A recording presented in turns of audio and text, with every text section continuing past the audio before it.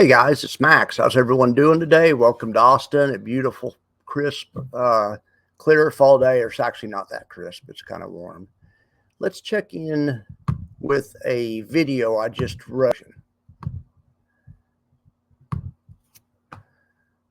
Erosion deep dive, right? There's no such thing as a steady nav. So what the subtitle is.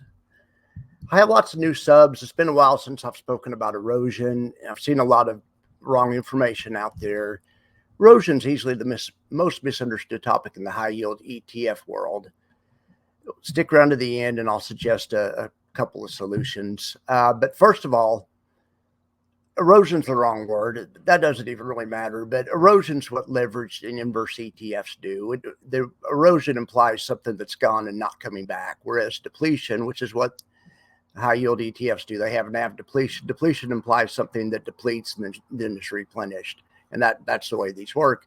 But erosion is something more serious than depletion. The dividend comes out of the NAV weekly nowadays. So when the NAV depletes by the amount of the dividend, you notice it every week or every month. If by the next dividend date, the NAV of the ETF hasn't fully recovered, people will start screaming, but what about the erosion?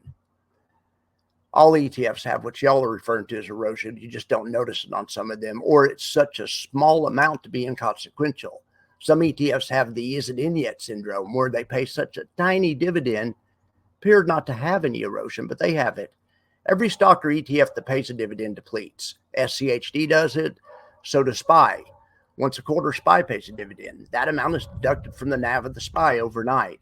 If you held the SPY that night, you woke up the next morning, it looks like you've lost $1.74. They paid $1.74 dividend. The next morning, the stock was down about that much. Here's a chart of it. It was right here on the 19th. They paid a dividend between these 2 days. You can see the SPY, as long as the SPY recoups that money, recovers that gain, no one really notices it because it's such a small amount, and they recouped it by day 2 they'd already recouped their gain. So there's actually two causes of what appears to be erosion. So NAV depletion is really not a problem when you have an ETF that pays 1% dividend every quarter. I just showed you SPY. It pays like 0.75% every quarter, so you don't notice it missing. It has the is it in yet syndrome. It's so small you don't know if it's there, right? When you have an ETF that pays a 5% dividend every month, which is 1.25 per week, then you're going to start noticing some depletion. If you didn't know any better, you think it was erosion. It doesn't matter what you call it. Your money's gone. It's important to understand what's happening so you can prevent it. So another problem that causes this situation is the stock price not recovering fast enough. We all know covered calls get most of the downside, but they're capped on the upside, right?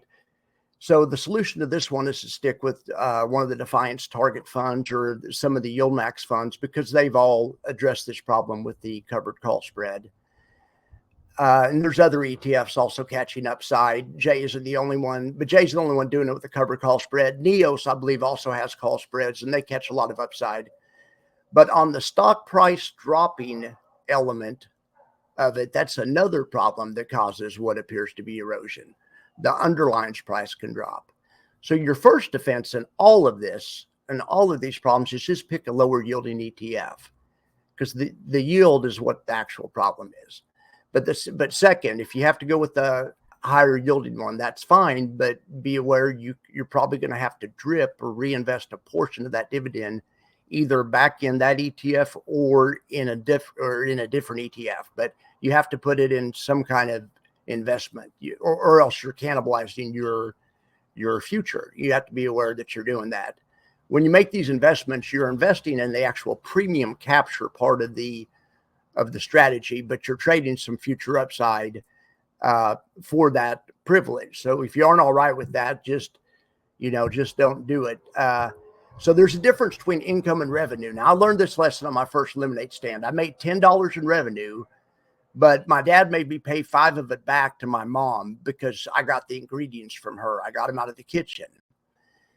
my mom and dad wanted to teach me about business. They made me pay for the supply. So when you take the entire triple QI dividend and try to live off it without doing any of the mitigation ideas we're going to discuss on the next page, it would kind of be like not paying mom and dad back. I didn't really make $10. I made more like $5. Okay. Just like in the same way, you don't really make the entire triple QI dividend payment, and not just them, some of the really higher yielding ones that have worse problems with depletion. The higher the yield, the worse problem with depletion. Okay. Everyone wants as high as a dividend as possible, and zero decay, depletion, erosion, whatever you call it, ain't going to happen. In the same way people want to eat cheesecake every night for dessert but not gain weight. You know, it'd be the same way as eating a pound of bacon for 10 years and then wondering why you had a heart attack. Just the bad diet by itself doesn't guarantee the heart attack, but it increases the odds. Not all high yield ETFs have massive erosion, depletion problems, whatever. Tesla and OARC sure do, but then you have Misty and NVIDIA, which appear to have very little erosion. Really, we know they all have it though. But the bad stuff isn't guaranteed with Misty and NVIDIA or with any of them. Some of these will actually appear not to have erosion. What it really is the underline's just doing really well in that one. As soon as you understand that, it helps a lot. So math, or the law of averages, tells us the smaller the dividend is, the steadier the NAV will appear to be. Think of the dividend as a tax on a future growth of the asset. Smaller dividend taxes ETF less. Yield, erosion, decay, whatever can be used synonymously. Anytime you hear the word high yield, a high yield ETF, just substitute in your mind a high erosion or high depletion, you know, or high decay, whatever word you want to say. It's all the same thing. High yield becomes high erosion or high decay. There's no such thing as a steady NAV. This is an illusion too, just like there's no such thing as an ETF that doesn't deplete. When a YouTuber says an asset has steady NAV, what they really mean is the ETF pays a high enough yield to interest the FinTwit bros, but it has a decent enough NAV performance to appear not to have any true volatility-based erosion. Usually it means the underlying that it's on is doing really well in a huge bull market. In reality, of course, all ETFs have depletion to different degrees. The degree is the amount of the dividend. Two ETFs that both pay 20% dividends will have identical NAV issues, all other things being equal. It just comes back to math. Okay, so you have FEPI and SVOL. FEPI and SVOL are what people always refer to as having steady NAV. And they're good funds. I'm not, they're good funds. But in reality, what it is, they pay a high enough dividend, but not too much, but a high enough dividend that people are interested in it, but they're attached to underlines that are in a big enough bull market to make the high yield fund appear not to be eroding. Did anyone look at SVOL in 2022 and say it has steady NAV? Probably not, because it looked like dog shit in 2022. The mighty SVOL that doesn't erode lost a sixth of its value. SVOL depleted from 26 to 20 in 2022. Now, it lost a sixth of its value. Of course, the market was down twice as much. The market lost a third of its value. A third's more than a sixth. I don't know if they teach fractions in school anymore. But so this is an important distinction. SVOL was still a great investment, even though it lost a sixth of its value.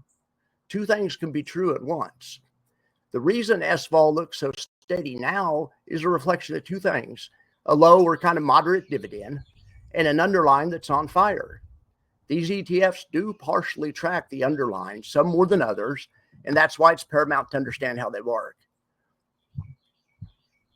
All right, how steady does this look? This was SVOL in 2022 when it dropped from 26 to 20, and it was still a great investment because look at the Qs.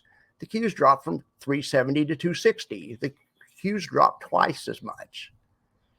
Okay, two things can be true at once.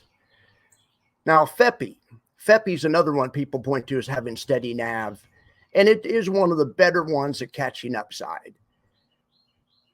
However, the other side to all of this is there's a sweet spot probably out there somewhere, probably between 15 and 25%, where an ETF can pay enough to, get everyone interested, but not so much where it just has no chance of recouping the NAV.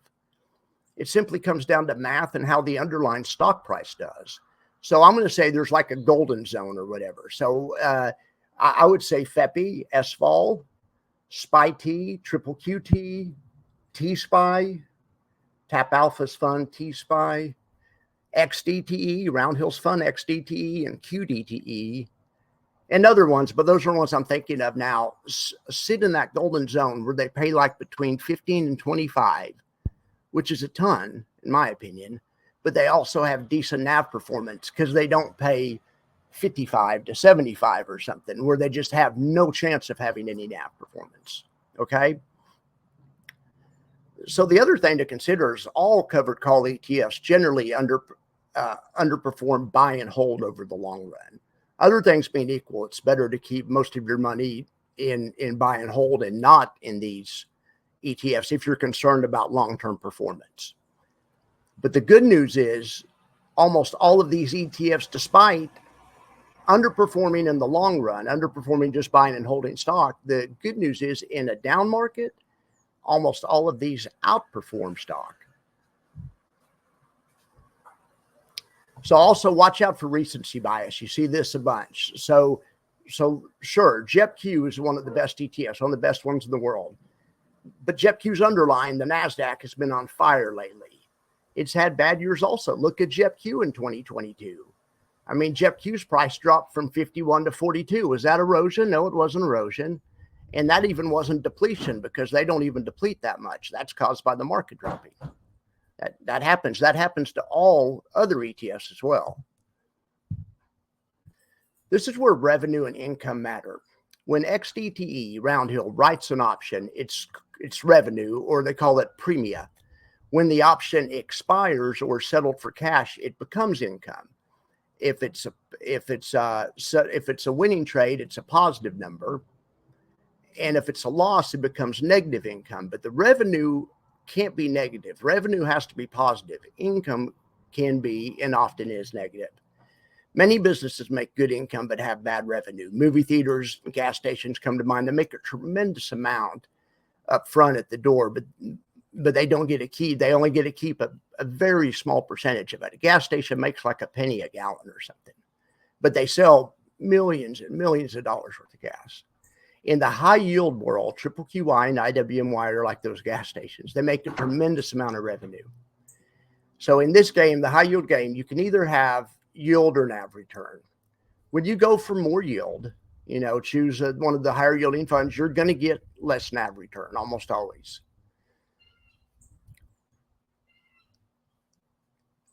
Covered call ETFs, the managers pay you the amount of premium they capture regardless of the end result of the trade. Especially I'm talking Round Hill and Defiance here.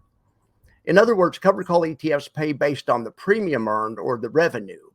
They don't consider the expenses of having to close some of the trades for losses and some of the trades for profit. Should they? Maybe so, but that's a different story. All of them do it the same way. Round Hill, Defiance, Yield Max. XDTE may not make a profit, a net profit every week. They may have a trading loss, but they're always going to pay you a dividend because they're paying the dividend out of the revenue. Okay. So it's another way to think about it. So that's a way to think about it. Even though you're getting it to you, they're giving it to you, it's not really all your money. Part of it belongs to the market. So the market will settle the rest of the score. If Round Hill's trades end up losing money and they're settled for a loss, the market will punish the NAV. Revenue or gross profits are paid as dividends or distributions, monthly, weekly, whatever they do. Net profits are realized by the NAV, either moving up as the trades are settled for profits or down as the trades are settled for losses. If an ETF pays more than it actually earns, the NAV will decrease. If the same ETF pays out less than it earns, the NAV will increase. ETFs aren't priced slowly based on supply and demand like stocks. They're also repriced throughout the day based on how much money the ETF is making on their option positions. Dividends are revenue, and NAV is trading profits or losses. The NAV is the equalizer. The NAV is the decider. Remember when George Bush said he was the decider? Just know, when you decide to buy a 50% yielder, you're going to lose half the value of your ETF to NAV depletion. That's what 50% means. The NAV, but the NAV has to go up and down with the trading's wins and losses. The reason it has to do that is to let other investors in and out of the fund at the correct prices. So the ETFs are repriced live constantly throughout the day. Even though it makes you mad when the fund loses money and that knocks your NAV down, and even though you aren't going to sell, so it doesn't really affect you, they still have to knock the NAV down to make it fair to let people out that want out and to let people in that want in. If you're investing in these ETFs, there's a key to understand you're making two investments. You have the income producing investment that pays monthly. And then in addition to that, the NAV goes up or down based on how profitable the trading ends up being. Then it also is based on the performance of the underlying, because there's the third factor. These ETFs do catch part of the upside. It's a lot of moving parts. If you sold 10 calls for the month for $2 a share premium, they're going to pay you $2 a share premium regardless. However, on those 10 calls, if they all expire out of the money, so they made a 25-cent profit on all of those, that's an extra $2.50 to the fund. That's going to go right to the NAV. The fund's price will go up that day. The market makers will make it go up to match the option outcome. The NAV will go up, the corresponding amount. But if all 10 of those end up settling for losses, the NAV will go down by that amount. If you have 5 wins and 5 lose, then the NAV will go sideways. It's pretty much like investing in regular growth stocks. You want stocks to go up and appreciate. Despite the fact that your appreciation is going to be limited because you're trading some of it, you still want the damn thing to go up, right? You're catching some of the upside and you're fine with that, or you should be if you're investing in these.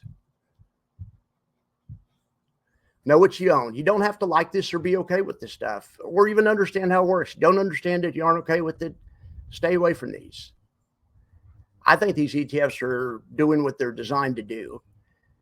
So the reason influencers like me and other people can guess the exact dividend is because all these guys are doing is paying out what they earn.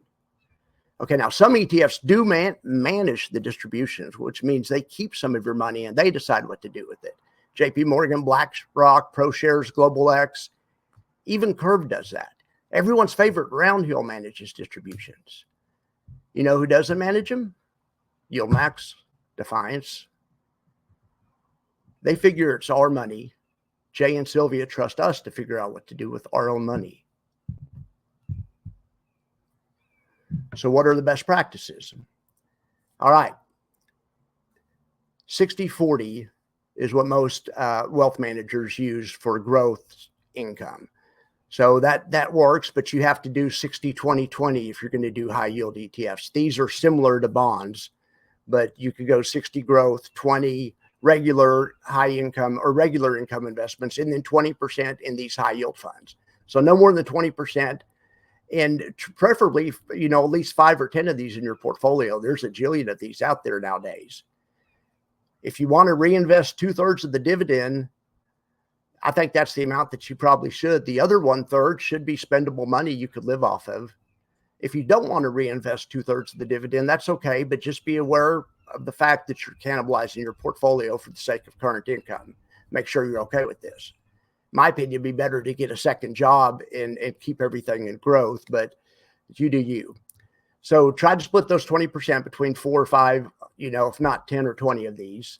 Remember, the higher yield you get, the more depletion you're going to get. If you prioritize total return, choose a lower yielding high yielder. Stick with Apley, JPMO, SVOL, SPY-T, and you'll probably be fine. I mean, you're still going to lose if the market goes down, but unless you buy a put, but this happens to everyone, right? Most importantly, these are only for if you need income, not if you want income, if you need income. Just realize you're making a sacrifice to get it, a pretty big one. Even if there was a fund out there that had no depletion or erosion, was a magic fund that was, paid you a dividend and didn't have any of these bad side effects, you're still losing money by the sake that you're taking money out of growth. Growth is where you make most of your money in the long run. So if the more you take out of growth, there's an opportunity loss on what you're losing on the growth side of it, even if whatever you put it in doesn't decay or deplete 1 penny. it's still proven over time better to keep your money in growth, right? I mean, if you're prioritizing total return, some people prioritize income. That puts a whole nother dynamic on it. All right, guys. Well, I appreciate you all for listening. You have a good day.